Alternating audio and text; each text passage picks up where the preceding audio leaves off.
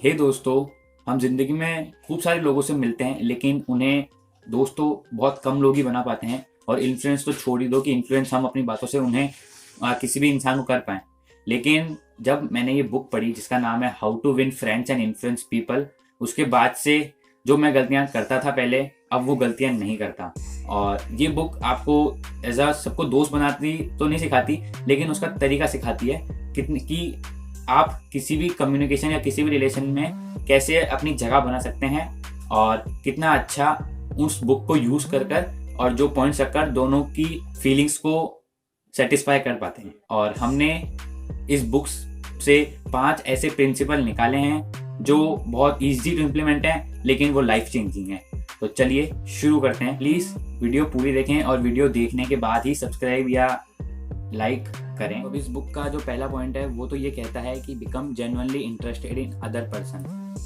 अब हम human beings तो कम होते हैं, लेकिन इमोशन बींग्स ज़्यादा होते हैं। हम लॉजिकल बातों को कम समझकर इमोशन बातों को ज़्यादा समझते हैं। तो ये जो बुक कहती है कि आप किसी भी इंसान को अगर अपना दोस्त बनाना चाहते हो, अगर अपने जैसा बनवाना चाहते हो, या उसको अपनी बात से इन्फ्लुएंस करना चाहते हो, तो उसको ऐसा फील कराइए कि आप लिटरली उस पर इंटरेस्टेड हैं। उसको ऐसा फील होना चाहिए कि ये बंदा मेरे से बात करने चाहता है, और उससे उसकी सेल्फ रिस्पेक्ट बढ़ती है। उसके बारे में अपन क्वेश्चन पूछ के उससे इंटरेस्ट कर सकते हैं। कोई इंटरेस्टिंग क्वेश्चन हो, कुछ ना कुछ तो ढूंढते रहिए, क्योंकि हर आदमी यूनिक होता है, हर इंसान यूनिक होता है। काम पे, उसके ऑक्यूपेशन पे, उसकी लाइफ में आपको इंटरेस्टेड तो होना ही पड़ेगा। अगर वो उसके लाइफ में कुछ भी नहीं है तो भी कुछ ना कुछ क्वेश्चन पूछ सकते हो, जैसे उसकी फैमिली के बारे में, ऑक्यूपेशन के बारे में, ड्रीम्स के बारे में, और उसकी हॉबीज़ के बारे में। तो ये तो एकदम पूरी यूनिवर्सल है ट्रिक, और ये 1936 से अभी तक चलती आ रही है। और इस ट्रिक को मैं पहले यूज़ नहीं करता था, क्योंकि मैं सोचता था कि मेरे लिए जो इंटरेस्टेड होगा मैं उसके लिए इंटरेस्टेड होगा। लेकिन आपको पहला स्टेप उठाना है, तब जाके वो उस इंसान को लगेगा कि हाँ, ये मेरे बारे में सोचता है। और इसको हम एक एग्जांपल से समझाते हैं कि अगर आप किसी पेंटर से बात कर रहे हो तो उसकी पेंटिंग के बारे में बात करो, उसके ऑक्यूपेशन के बारे में बात करो, उसके गोल्स और ड्रीम्स के बारे में बात करो, या फिर ऐसा कोई इंसिडेंट हुआ हो, फनी सा इंसिडेंट, तो उसके बारे में बात करो। तो वो बंदा समझेगा कि हाँ, ये मेरे बारे में और जानना चाहता है, तो वो आपकी कदर करने लगेगा, बोलेगा हाँ, यही तो है मेरे। लोगों का चाहिए होता है आजकल, सेल्फ रिस्पेक्ट बहुत ज़्यादा चाहिए होती है। तो अगर आप उसको इंटरेस्ट दिखाओगे तो वो भी आप में इंटरेस्ट दिखाएगा, और आपको हर टाइम पे बहुत साथ देगा। और जैसा कि पेंटर का एग्जांपल है, अब ऐसा आपको यही नहीं करना, ये डोंट है इस चीज़ का कि उस बंदे ने अपने बारे में कुछ कहा तो आप भी अपने बारे में बोलने लगे हो कि यार मुझे तेरी पेंटिंग पसंद नहीं है, मुझे तो ये वाली पेंटिंग पसंद नहीं है, मुझे क्रिकेट पसंद है अपनी, या फिर बात काटने लग जाओ। पहले सुनी नहीं और उसके बारे में जाना नहीं, उसके बारे में पूछा नहीं, लेकिन अपनी बात अपने इंटरेस्ट के बारे में बोलने लग गए। ऐसा नहीं करना आपको। ऐसा उसके बारे में डायरेक्ट आपसे बात करनी, उसके इंटरेस्ट के बारे में। तो ये था पहला पॉइंट, जो कि आपको निश्चित समझ जाना चाहिए। और जो हमारा दूसरा इंपॉर्टेंट पॉइंट है वो है रिमेंबर देयर नेम।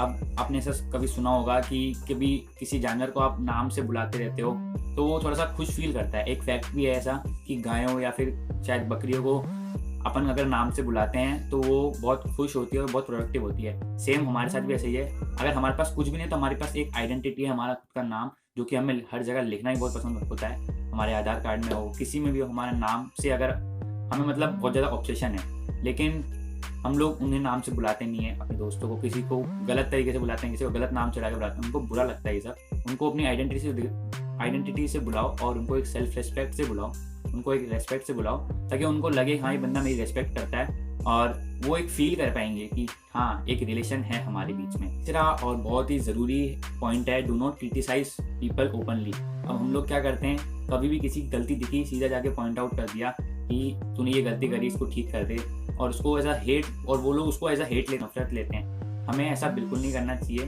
क्योंकि सामने वाले इंसान को बहुत बुरा लगता है अगर आप उन्हें क्रिटिसाइज करते हो, क्योंकि सब अपनी तारीफ सुनना पसंद करते हैं। लेकिन अगर आप किसी को क्रिटिसाइज करते हो तो वो सुनना पसंद नहीं करते। एकदम ओपनली पब्लिकली क्रिटिसाइज मत करो, एक ऑनेस्ट ओपिनियन एक पोलाइट वे के साथ करो, ये बेस्ट रहेगा अगर आप देना ही चाहते हो तो।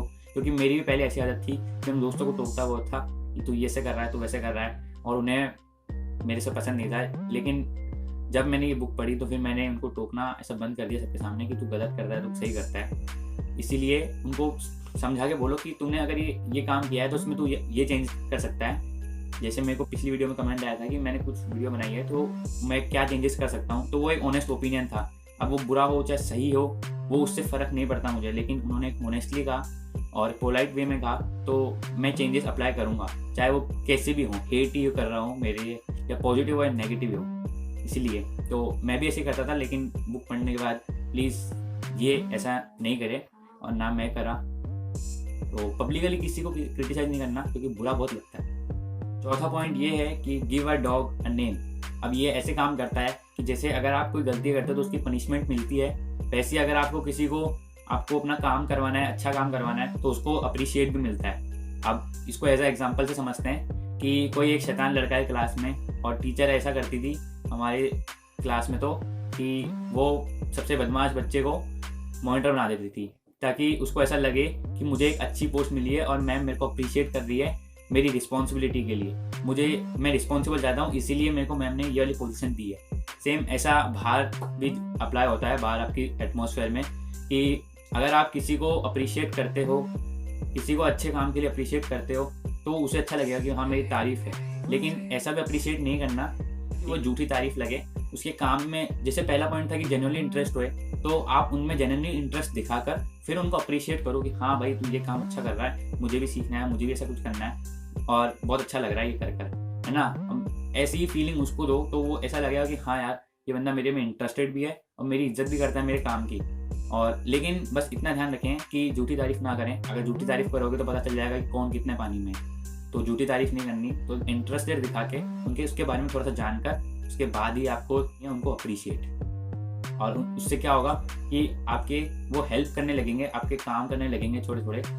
पांचवा और सबसे मोस्ट इंपॉर्टेंट पॉइंट है वो है एडमिट योर ओन मिस्टेक। अब कभी भी कोई भी आर्ग्यूमेंट होती है तो उसमें क्या होता है 99% बात आर्ग्यूमेंट सिर्फ ईगो की वजह से होती है कि, है ना, मतलब अपने आप को सच्चाई ना दिखाकर झूठा घमंड करके ऐसा नहीं करना। अगर आपको कोई भी दुनिया में देखो खूब सारे जने आपको रोकने वाले, आपको टोकने वाले आपकी गलतियों पे, तो अगर आपको कोई आर्गुमेंट करने आ रहा है, आपसे कोई भिड़ने आ रहा है, तो अपनी मिस्टेक वहीं एडमिट कर लो, वो बंदा वहीं चुप हो जाएगा। इससे आपका टाइम बचेगा, उससे आपकी सेल्फ एस्टीम भी बचेगी और लोग आपको देखेंगे तो बोलेंगे हाँ अगर इसने गलती करी है, क्योंकि गलती करी है तो इसने मान ली। क्योंकि हर इंसान कोई भी परफेक्ट नहीं होता। तो अगर आप किसी बच्चे को भी सुधारने की कोशिश कर रहे हैं तो उसके अपने एक्सपीरियंस के बारे में बताएं, एक्सपीरियंस के बारे में कि जब वो छोटे थे तब भी वो ऐसी गलती करते थे, लेकिन जब गलतियों से सीखा तभी जाके कुछ काम हो पाया और आगे बढ़ पाया। तो बच्चा भी गलती करने से सीखेगा और आगे वो आपको याद भी रखेगा। अब इसको एज आप बाहर भी यूज़ कर सकते हैं अपनी पर्सनल लाइफ और अपनी प्रोफेशनल लाइफ में, ताकि आपके में हेट नहीं हो और आप उनको भी हेट ना दें। क्योंकि अगर आपको वो टोकेगा तो आप भी उनको टोकेंगे कि मैंने ये नहीं किया, मैंने वो नहीं किया। इससे बढ़िया घूम फिर के आप जल्दी से जल्दी गलती मान लें, ना उसको कुछ दिक्कत, ना आपको कोई दिक्कत, ना आपकी फीलिंग्स हर्ट, ना आप उसके बारे में सोचो, ना उसकी फीलिंग्स हर्ट। बस एज आ प्रोफेशनली लें इस चीज़ को। तो अब हमारे यहाँ पे 5 पॉइंट्स क्लियर हो चुके हैं, कंप्लीट हो चुके हैं। इसके खूब सारे पॉइंट्स हैं, लेकिन मैंने मोस्ट इंपॉर्टेंट एक ही वीडियो में कवर करें। आगे भी और इसके पार्ट्स लाता रहूँगा और कंप्लीट करता रहूँगा। होप सो आपको वीडियो अच्छी लगी होगी। अच्छी लगी प्लीज़ लाइक एंड सब्सक्राइब करें और शेयर करें, क्योंकि गलतियाँ खूब सारे लोग करते हैं, लेकिन गलतियों सीख जाएं तो वो बहुत अच्छी बात होती है और हर इंसान में। तो थैंक्स फॉर वॉचिंग। अगर अच्छी लगी तभी सब्सक्राइब करें। Bye bye.